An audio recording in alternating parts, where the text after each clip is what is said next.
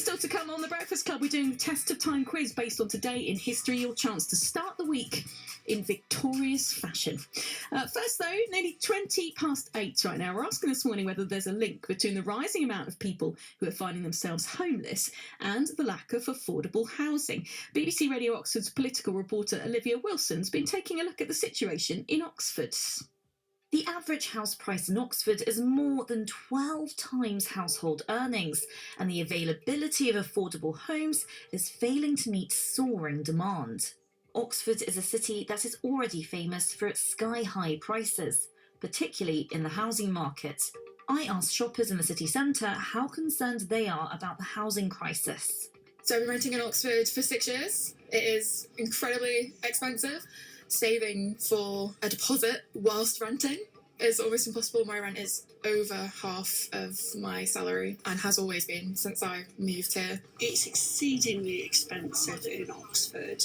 It's a combination of factors. A lot of the houses have been rented out, so it's now multiple occupancy. The council is very anti-car, so people are desperately trying to find accommodation so that they can cycle and walk to work. And of course, because people don't sell, they only rent out, that increases the amount of rent. Too expensive. I mean, look at the price of the houses. How much are they?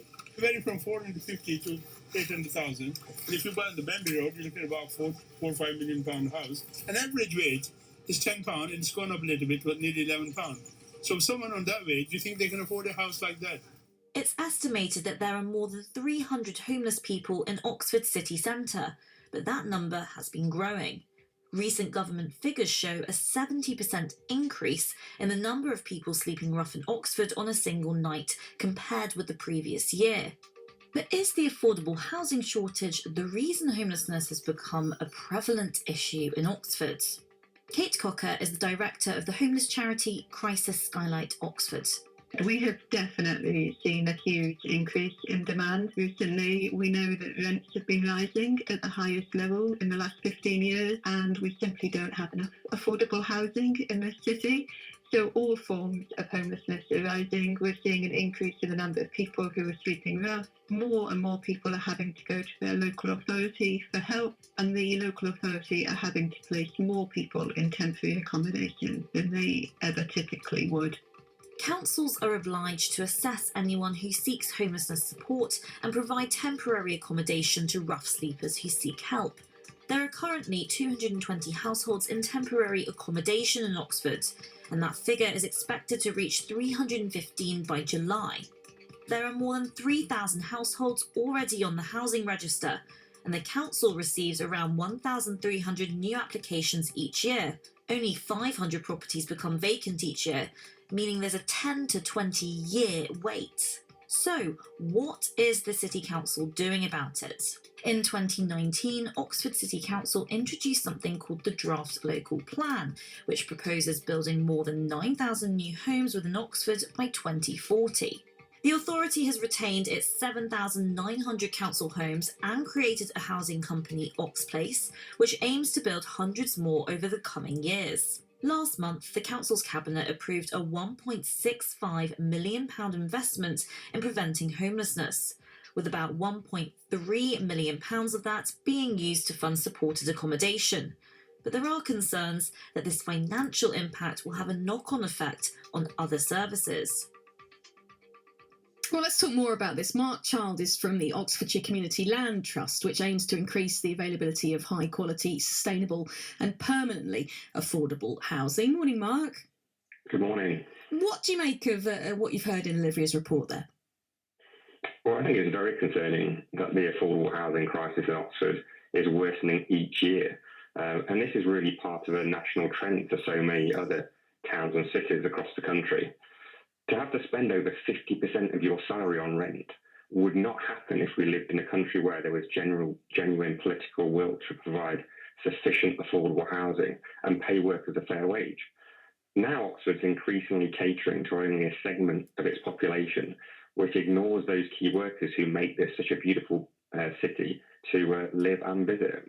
How do we stop this escalating problem of affordable housing? Because, you can't just sort of suddenly make everything cheaper or make more available when there isn't the space. Well, we need to get to the root of the problem. Firstly, we need to see a significant increase in the numbers of affordable homes being built with a priority on social rent, which has the lowest levels of rent.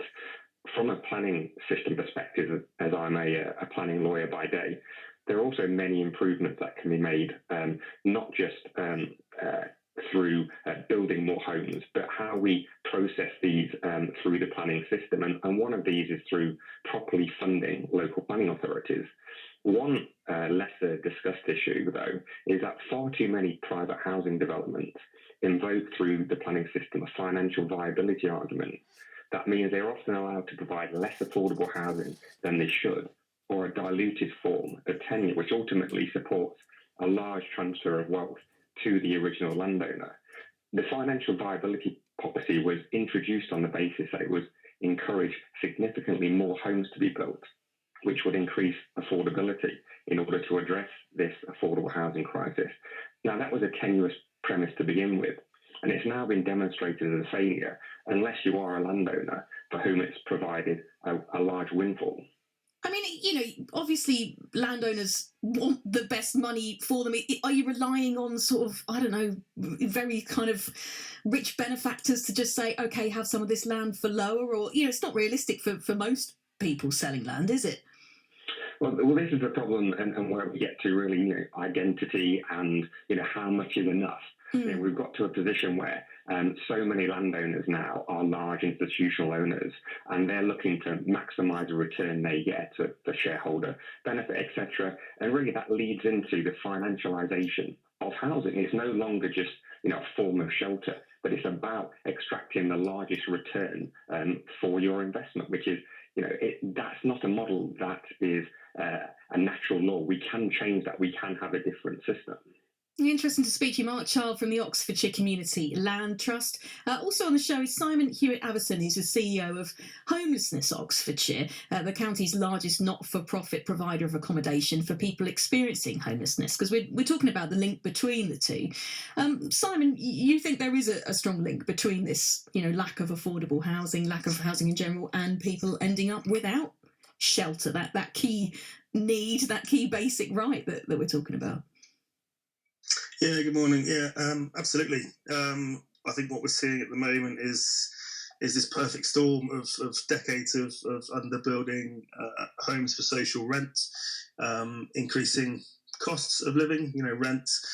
We've had a freeze on the local housing allowance for the last four years, and certainly in Oxford, we're seeing a large increase in the no-fault evictions and Section 21 notices. So sadly, this is leading to a lot more people potentially losing their home, potentially at risk of homelessness, and then that puts pressure then on the rest of the system. And these big waiting lists we've been hearing about, 10 to 20 years on a waiting list for housing. That's not sustainable, is it? No, it's heartbreaking, to be honest. We see this every day working with people who are getting their lives back on track, and to keep someone's hope alive, where it could be 2, 3, 4 years before you can secure your own home, your sort of long-term home, can be really demoralising. And the longer people stay in the wrong place, the more likely they are to perhaps face some of those previous challenges they had as well. Interesting to speak to you, Simon. Thank you. Lots of you have been getting in touch on this. Chris in Oxford says, I don't agree. The City Council's doing enough towards the housing crisis. Here in Rose Hill, we've lost yet another family home due to the council granting planning permission for it to be a house of multiple occupation rented. They're getting hundreds of pounds yearly from licences landlords have to pay them. That could be an answer. James in the little blue van says, maybe you could ask the council why houses being built in Oxford North are being sold to people in Hong Kong. £1.4 million for a 4-bed house in Oxford North. How is paying over £2,000 a month on rent and a mortgage affordable? Well, we have been speaking to the City Council this morning. Councillor Linda Smith, Cabinet Member for Housing there, and she says they're doing what they can. We're doing everything we can. When it comes to affordability of housing, it mainly is a question of supply and demand. So it is really important we support new houses being built. As Olivia said in the package, we've identified space for 9,500 new homes in Oxford, space for them to be built in the run up to 2040. But we're being much more proactive than that as well as a city council. So we've actually set up our own housing development company to bring forward sites which might not be brought forward otherwise by commercial developers. OX Place, a housing company, has actually got plans to build 2,000 homes itself over the next decade.